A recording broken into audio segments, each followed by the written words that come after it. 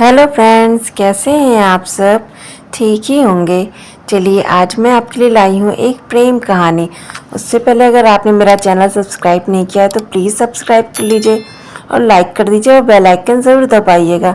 और अगर स्टोरी अच्छी लगे तो प्लीज़ शेयर भी ज़रूर कर दीजिएगा। चलिए अब शुरू करते हैं आज की कहानी। तो बहुत समय पहले की बात है। एक छोटे से गांव में आरव नाम का एक युवक रहता था। आरव का दिल बेहद कोमल और भावना समृद्ध था। गांव की हर लड़की उसे पसंद करती थी, पर उसका दिल तो सिर्फ एक ही पर रुका था, अदिति पर।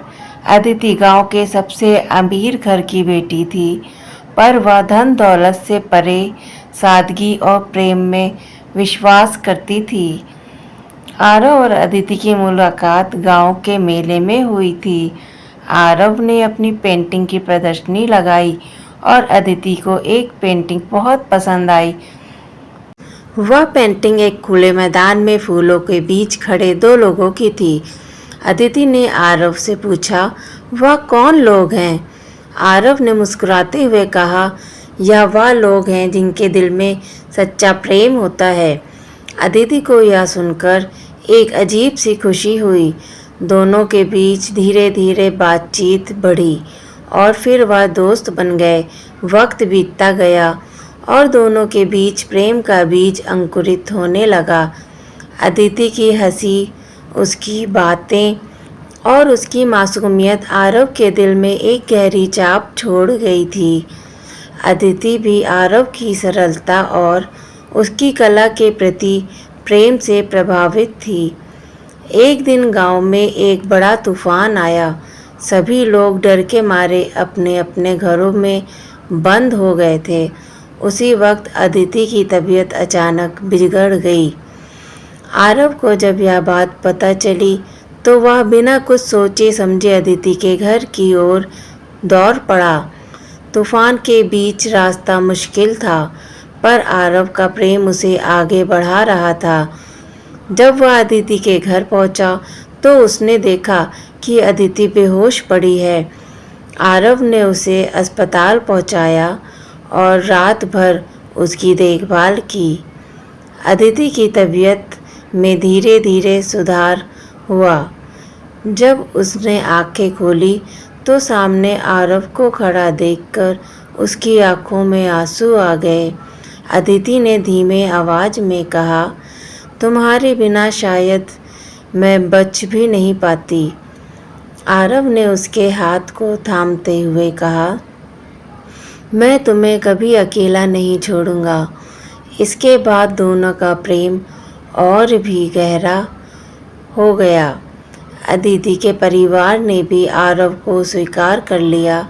गांव में उनकी प्रेम कहानी की मिसाल दी जाने लगी।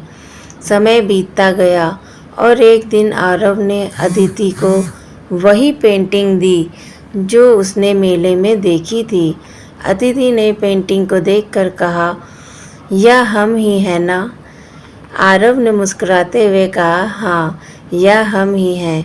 और इस तरह आरव और अदिति की प्रेम कहानी एक खूबसूरत सफ़र में बदल गई, जहां दोनों ने सच्चे प्रेम की मिसाल कायम की।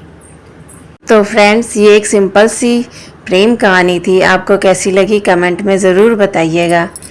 अच्छी लगी हो तो प्लीज़ एक लाइक ज़रूर कर दीजिएगा।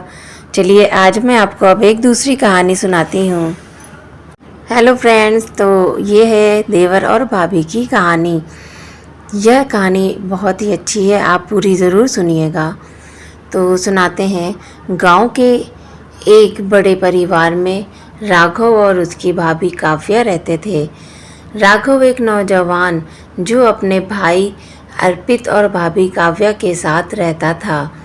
अर्पित का काम अक्सर उसे शहर से बाहर रखता था और ऐसे में काव्या और राघव ही घर के काम काज संभालते थे। राघव और काव्या के बीच एक गहरा विश्वास और सम्मान का रिश्ता था। राघव ने हमेशा काव्या को अपनी बड़ी बहन की तरह माना था और काव्या ने भी राघव को अपने छोटे भाई की तरह प्यार किया था। लेकिन समय के साथ इन दोनों के बीच कुछ नया पनपने लगा। एक अनकहा अनदेखा सा प्रेम। काव्या का सौंदर्य और उसकी मासूमियत ने राघव के दिल को छू लिया था। वहीं राघव की परवाह और उसके साथ बिताए हंसी खुशी के पल काव्या के जीवन में नई रोशनी ले आए थे। दोनों ने कभी इस बात को जाहिर नहीं किया, पर उनके दिलों में एक अनोखी कशिश थी। एक दिन अर्पित को अचानक एक लंबी यात्रा पर जाना पड़ा। काव्या और राघव घर पर अकेले रह गए। उस रात बिजली चली गई और पूरा घर अंधेरे में डूब गया। राघव ने काव्या से कहा, भाभी आप डरिए मत, मैं मोमबत्ती जलाता हूँ। काव्या ने हल्की मुस्कान के साथ कहा, डर नहीं लग रहा राघव, बस अजीब सा महसूस हो रहा है। मोमबत्ती की रोशनी में दोनों ने एक दूसरे को देखा और उनके बीच की अनकही बातें उनकी आंखों में साफ झलक रही थी। राघव ने धीमे से काव्या को हाथ पकड़ा और कहा, भाभी आप जानती हैं मैं आपसे बहुत प्यार करता हूँ। काव्या की आंखों में आंसू आ गए। उसने कहा, राघव मुझे भी तुमसे बहुत लगाव है, पर यह सही नहीं है। राघव ने कहा, मैं जानता हूँ भाभी, लेकिन मैं अपने दिल की बात छुपा नहीं सकता। काव्या ने एक लंबी सांस ली और कहा, हमारा रिश्ता ऐसा नहीं हो सकता राघव, हमें अपने परिवार और समाज का भी ख्याल रखना होगा। राघव ने काव्या को गले लगाते हुए कहा, मैं हमेशा आपके साथ रहूँगा, चाहे जैसा भी रिश्ता हो। समय के साथ राघव और काव्या ने अपने भावनाओं को समझा और उन्हें संयमित किया। उन्होंने अपने रिश्ते को एक नई दिशा दी, एक ऐसा बंधन जहां दोनों ने अपने दिल की भावनाओं को समझा, पर उसे संजीव रूप देने की जगह एक गहरी मित्रता में बदल दिया। राघव और काव्या का यह निर्णय उनके लिए और उनके परिवार के लिए सही था। सम्मानजनक रूप से अपनाया और एक दूसरे की भावनाओं को आदर किया। उनका यह रिश्ता एक मिसाल बन गया, जहां प्यार का मतलब सिर्फ पाने में नहीं, बल्कि समझने और सम्मान देने में भी होता है। तो फ्रेंड्स, आपको स्टोरी कैसी लगी कमेंट करके ज़रूर बताइएगा। अच्छी लगी हो तो प्लीज़ एक लाइक कर दीजिएगा और आपसे गुजारिश है कि एक सब्सक्राइब ज़रूर कर लीजिए, ताकि हमारा और आपका रिश्ता यूं ही बना रहे और हमारा कहानियों का सफ़र ऐसे ही जारी रहे। Thank you for watching. शुक्रिया, बाय बाय, धन्यवाद, जय हिंद।